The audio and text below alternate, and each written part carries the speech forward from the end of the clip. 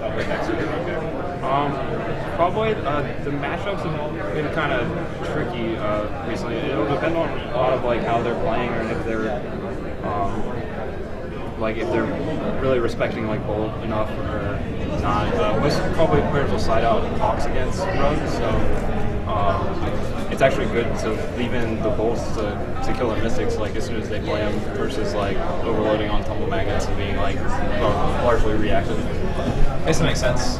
The sword play doesn't become as relevant post board, I guess. Yeah. You get to react in different ways.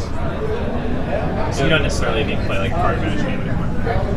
Yeah. So here we have AJ Sacher against Christian Valenti. Both are armed with quad blade. They just finished their first game. Okay. So they're going on to game 2 here. Yeah, it was interesting. I was telling Christian, I was having flashbacks to I was playing against Vampires in the top 8 when I played against him when he was playing Vampires in first round of the top 8 in Kansas City. He was playing mono black Vampires. Yeah. I believe the list that Tom Ross had given him. Yeah, it was a pretty sweet deck, but I got pretty lucky against him. Edgar Flores just yelled over that he has won his match, which puts him into the top 4 of this event. Now again, this is a continuation of one of the sickest runs, actually easily the sickest run ever on the Star City Games Open Series. Edgar now has played in 8 Star City Games Standard Opens this year, and he has top 8'd 6 of them. That's pretty insane. Including a championship. So, that's pretty impressive. He plays Strange Lists, he doesn't play Gideon's in his deck, he doesn't play Giant Judgments, he only plays 24 lands, he likes to use his tech edges really aggressively and play a deck with a low curve, and it works really well. Yeah, I've seen him play only a couple of times, but he seems pretty sick from what I've seen.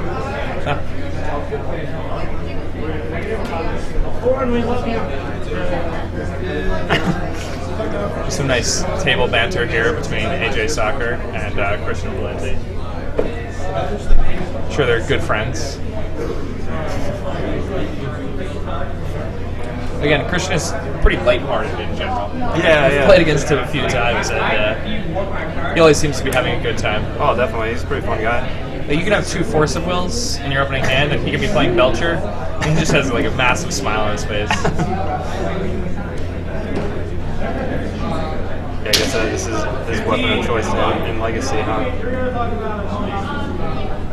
Yeah, he has been playing Belcher for years now. He's been the biggest proponent of that, like anybody. It's like the next Cedric Phillips.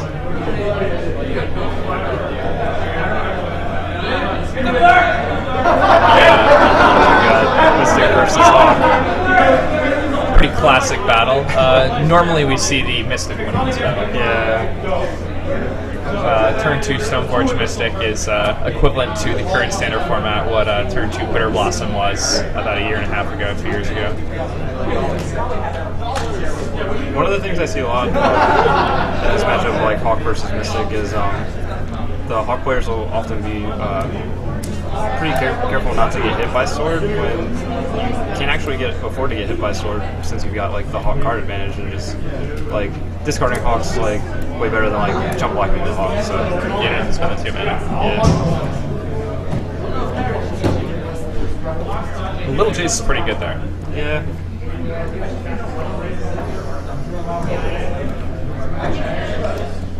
I'm doing it.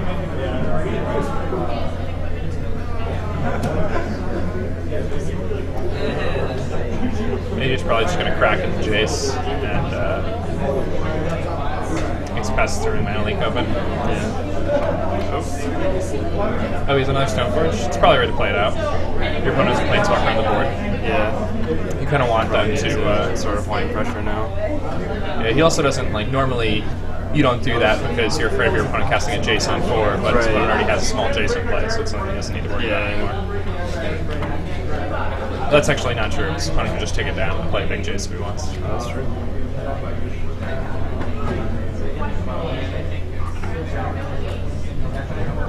So we have more pod now.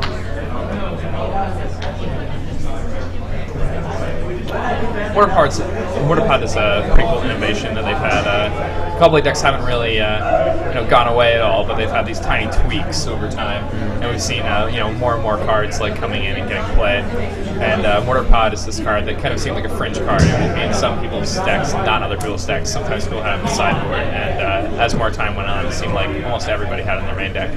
Yeah, I remember after Paris, everybody was pretty down on it, but then some people were playing it at DC, and it really showed up in force in Dallas. It just became like a necessary tool people had to have if they ever wanted to people those cover decks. Yeah.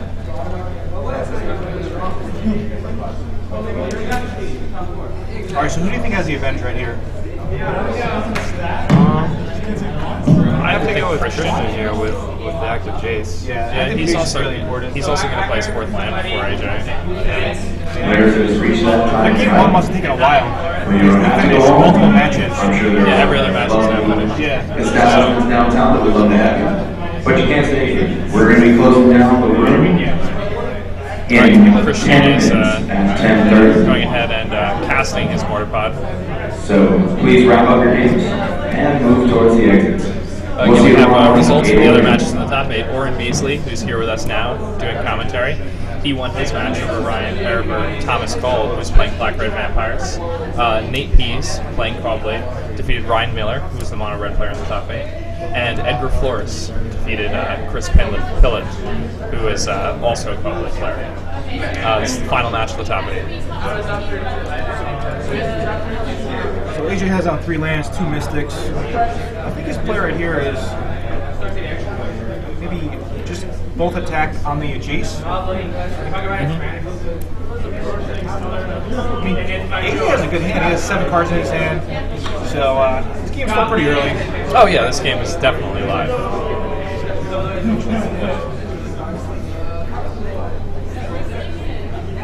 So Christian is pondering on what to do. I think it might actually go chump, then finish off one of the Stoneforge Mystics with the Mortar Pod token. I don't hate that play at all. What's up? I said I don't hate that play at all. Yeah, definitely fine play. Clear the board. You should be left with the Jace, and you also have a Tech Edge and a full grip. Yeah, you have a mana advantage. You have a Planeswalker in play. Yeah. There's no way AJ's going to play something that trumps Jace's turn. It's Yeah, not possible. all with AJ with is just a tap Stoneforge. So. And I mean, AJ can't really play his own Jace into Christian right now because Christian is representing Spell Pierce. Yeah. Even then, he just untaps and plays Big Jace, maybe. Yeah. Because having this advantage in the Jace war this early in the turns is pretty huge. It's not really mitigated later in the game when people are coming over the top with Titans or Gideons or whatnot. Alright, so AJ decides to bite the bullet and just play these on Jace. Figures Christian's Jace is at a high enough number of counters where the value's there. She goes ahead and casts Spell Pierce.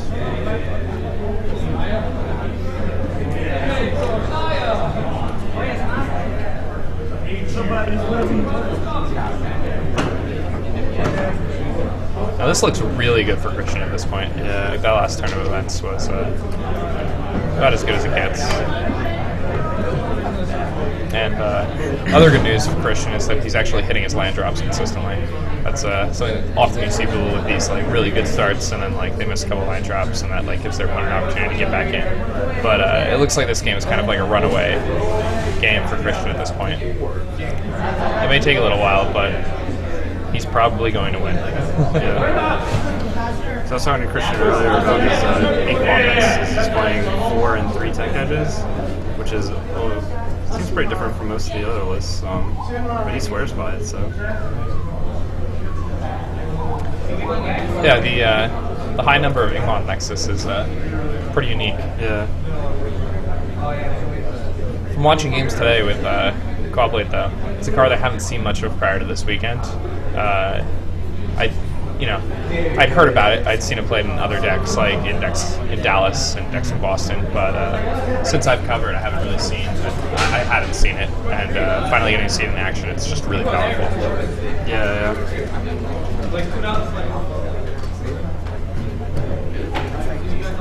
So Yeah, I think it started showing up on Moto a little before Dallas, and I know I played against Raptor there, and he was playing it.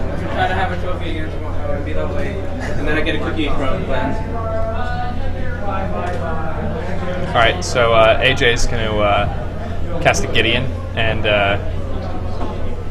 see if Christian has another Spell Pierce. It does not look like he does, so Yeah, that's pretty good. this is very fortunate for him.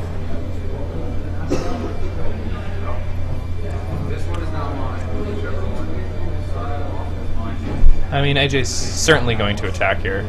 The Stoneforge Mystic. No, I mean the other guy's 1/2, so it would just trade. Oh, you're right. Yeah, The Mortar like, Pod yeah, gives yeah. +0, +1. Yeah, nothing would happen. Yeah, of course it does.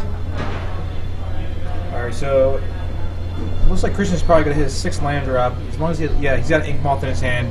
He's gonna draw a card first. Oh wow, draws a Stoneforge Mystic. This is really good news for him. Yeah, I think he actually. Now he can just play Stoneforge. Yeah, and, I think he can cook play with Stone Stoneforge. Sword. Yeah. His hand's loaded. Is that double Stoneforge? He has counter spells and stuff too. Yeah. Christian's hand's really good. I mean, AJ's hand's really good, and his board presence is good as well.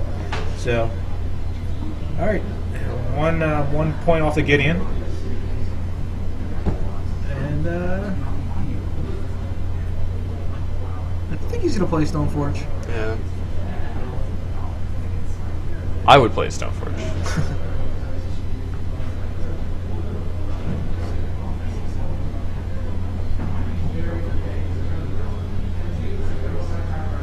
Yeah, so Christian plays a Stoneforge. He'll probably go get a Feast and Famine right now. That seems to make the most sense. He Does he have what does he have access to? Yeah, it's asking. I think it's just 2 Feast and Famines and a Mortar Pod. Okay. yeah. So then the Feast and Famine makes a lot of sense. Yeah. There aren't many other options. Actually, one of my opponents today played a Stoneforge Mystic to go find his sword, only to discover it was in his sideboard, and this was in game 1. So that was unfortunate for him. Sometimes you misregister your deck. Yep. It's happened to But the best and worst of us. He did win the match though, so effectively. That was your only loss of the day? Yeah, effectively 3-0ing me.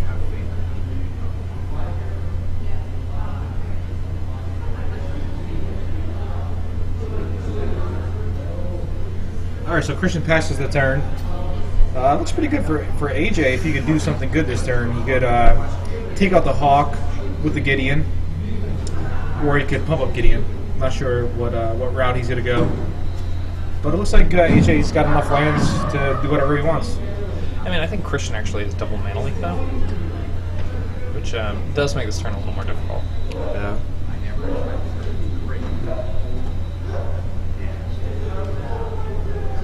It's a very interactive matchup, the Godblade Mirror, and as a result, it tends to take quite a while. One of the main reasons I'm actually not playing Callblade.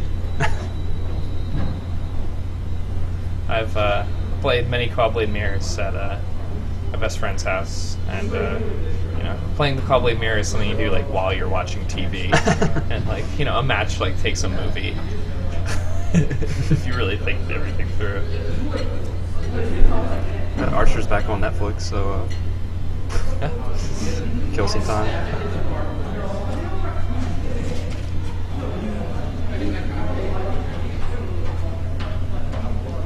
AJ lands a Tumble Magnet. That's going to greatly neuter Christian's ability to successfully sword. Gonna go for a Mana Leak. But, this Mana Leak, I think AJ's just going to pay. It's a free card at this point, which is pretty relevant. And he probably assumes his opponent doesn't have a second one, and it looks like Christian does not, in fact, have a second Mana Leak.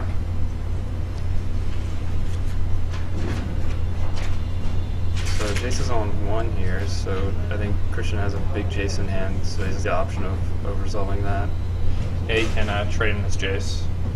which appears to be what he is doing. Seems like a pretty good deal. Yeah. Upgrade.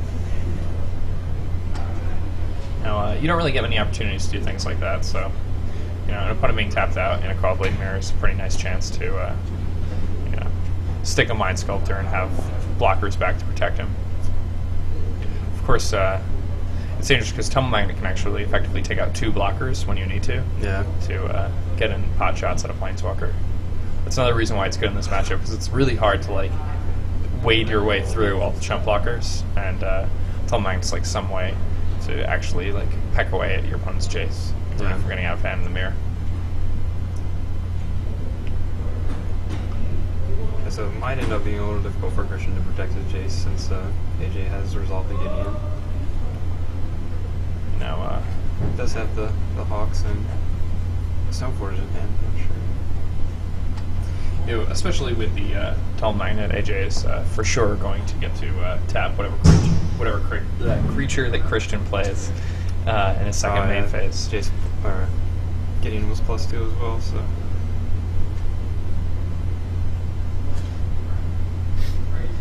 So the Gideon will be able to take out that Jace. Perhaps a Sworded Stoneforge Mystic will take out the Jace, and Gideon will do some other fun thing.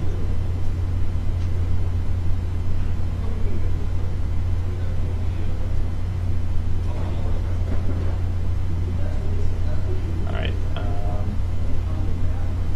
Christian decides to go ahead and brainstorm on his Jace. He draws 3 lands, including an Inkmoth Nexus. Is probably just going to play a Hawk here, perhaps a Stoneforge Mystic. He could even play a 3rd land and go ahead and put the sort of Feast and Famine down. I'm going to tag my buddy Gerard in here. All right, Oren, thank you for stopping by. Good luck tomorrow. All right, thank you. Have fun tonight.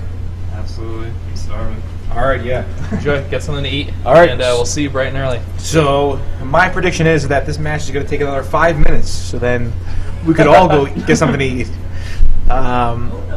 So Christian's pondering, and he plays a Stoneforge Mystic and gets a Feast and Famine. He's going to shuffle up and pass the turn.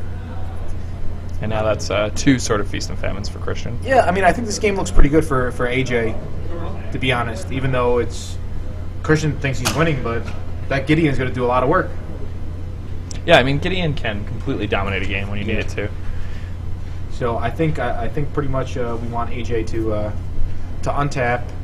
He might use Tumble Magnet at the end of the turn. I think I would, to put down that Mystic. That way you get a free chance to just take that Mind Sculptor out. Yeah, especially he could go Sword of Feast and Famine. So what? Yeah, AJ knows. AJ's going to go tap your Stoneforge Mystic, untap, play a Sword of Feast and Famine. The Feast and Famine is going to go after Christian. He's going to discard a card. But Gideon is going to go after the Jace, kill the Jace. He's going to untap everything. Yep. He's going to play his own Jace, and the game's going to be shifted. Yep. So It's basically going to be locked up. Yep. AJ is going to the top 4. And I know this just by this look on AJ's face. Yeah. Look how excited he is. He's bursting at the seams.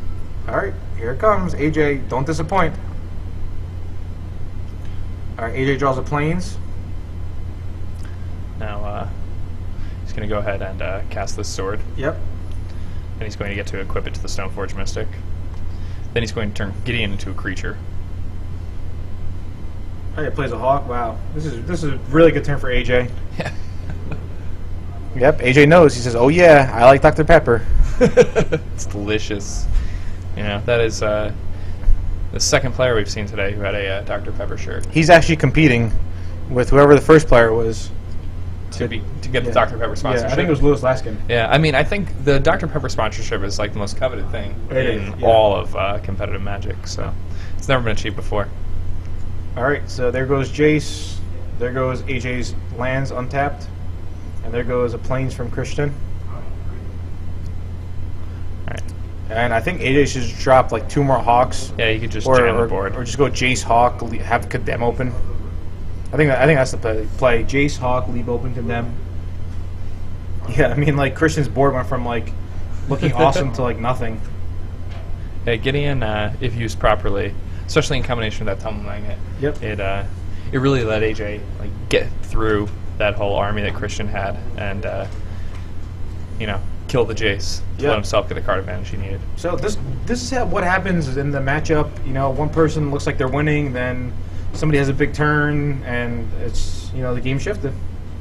Yeah, AJ uses his Squadron Hawk with the Jace Brainstorm ability. This is something that savvy players use to get ancestral recall, like card advantage. What you do is you cast a Squadron Hawk, and you search your library for. Well, you use your Jace Brainstorm ability, and you put Squadron Hawks back on the top of your library, and then you cast a Squadron Hawk, and those Squadron Hawks come right back to your hand. So instead of having to put 2 cards back, you just get to draw 3 cards when you use the Jace ability. Yeah. I mean, it's a great play, and that's why Hawk and Jace, the Mind Sculptor, are in a deck together. So yeah, it's one of the reasons why Squadron Hawk is so powerful in general. That's why I'm often surprised to see it in green-white list or white-red list. It's still a strong card, but I think the reason it broke into Constructed is because of its strength of Jace. yeah, I mean, the other decks play for equipment reasons and whatnot. All right. I mean, I don't know what Christian's going to do to, like, he doesn't. Yeah, see, he knows. He is not happy about the current state of affairs. Yeah. So Christian's gonna. I mean, this is pretty much Christian's last turn to do anything relevant, and then the game is just going to be completely dominated by AJ. But definitely, we had a lot of fun matches today. We saw Orrin Beasley with his Rug deck. We saw a Black-Red Vampire deck. There's a Mono Red deck in made top 8. Just a bunch of different decks.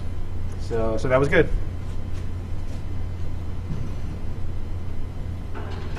Yeah, now we have AJ using the Tumble Magnet, which is kind of an interesting thing to happen. Oftentimes you want to save those Tumble Magnet charge counters for sorted creatures. At this point, AJ probably thinks that the game is locked up to such an extent that it just doesn't matter. I think the Tumble Magnet was used from the previous turn when he tapped the guy to get in with.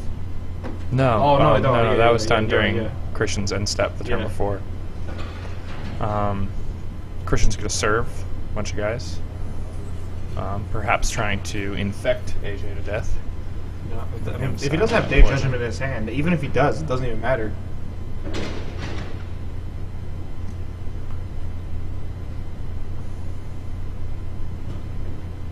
Yeah, I mean, AJ just has such an incredible presence on the board right now. It just seems really, really hard for Christian. Christian is going to put that Jace down to. Was he able to kill the Jace now? With the he has to use Mortar Pod activations, but it's going to be a lot of work.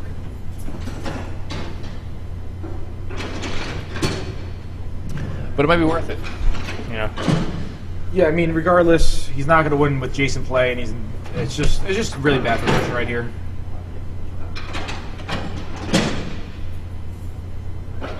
There goes look at them. Yeah. And now he can't kill the Jace even if he wanted to.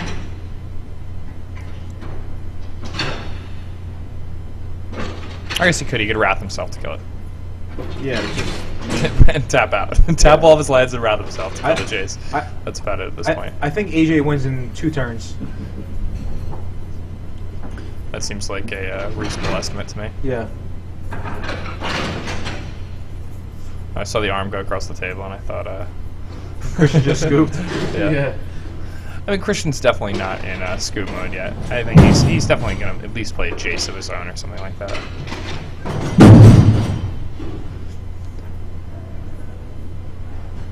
See, here he is.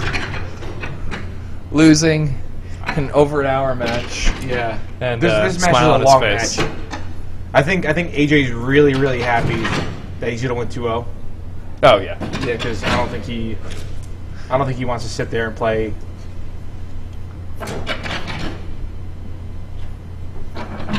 I mean, I don't even Gotta know. see what happens here, though. I mean, Christian can still get back in this. He definitely has, a lot of cards in his hand. And the problem is that, he's going to need to tap out for Jace to get back into the game. And in doing so, he's going to give AJ an opportunity to just untap all of his lands and have his way with him, including an equipped sorted creature. So, just seems pretty bad at this point. Yeah, I mean, I don't even think Christian knows what he's doing right now. Yeah. He's just I'll hope for the best. yeah. All right, there's Jace. Yeah, so Jace trades with Jace Jace. trades. AJ's gonna untap, tap the Hawk, hidden for 9 damage. Yeah. Untap, like it's just. Actually, he's gonna swing with Colony too. He's just gonna deal him 13 damage this turn. Uh-huh. Yeah, he'll bring him to 6. That's what I would do. Well, it looks like he's got something else going on. Mortar pod. Okay, yeah. If he has a land, he could activate the Colony, which he does have a land. Yeah, he does, in fact, with Tech Edge. Yep. So. All right, so Christian's gonna go on to 6 life, and he's gonna be left with just 2 guys. Yeah, and AJ's still gonna have the Tumble Magnet untapped. yeah. All right, thank you, Colony, for turning into a 4/4 flyer. That's what AJ's thinking right now. Yeah. It's like nice Sarah Angel coming at you. It's interesting just how good the new manlands were, the World Wake manlands. They're cards that I think kind of like took a little while to catch on. I was so surprised people weren't just putting 4 in every deck where they fit prior to definitely, about 3 months after that set came out. All right, now Christian's probably getting bashed down to 6 here. Yeah, he's going on to And 6. then, he's gonna Tech Edge his Colony, or he's gonna Tech Edge Christian's Tech Edge in combat, and then AJ's gonna play another Colony, I believe.